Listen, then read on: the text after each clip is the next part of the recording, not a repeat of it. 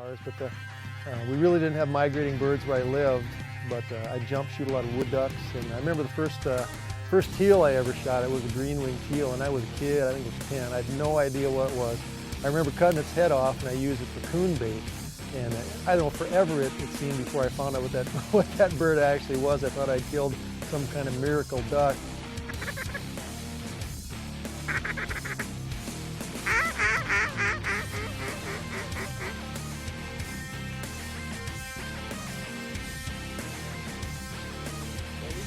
Kill him!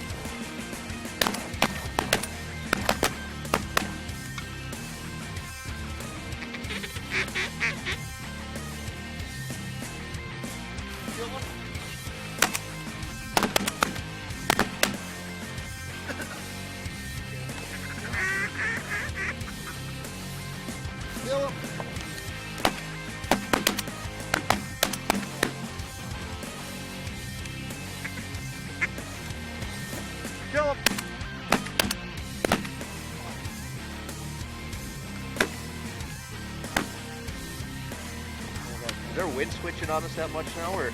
Yeah, it's blowing all of my pellets way off my aiming point.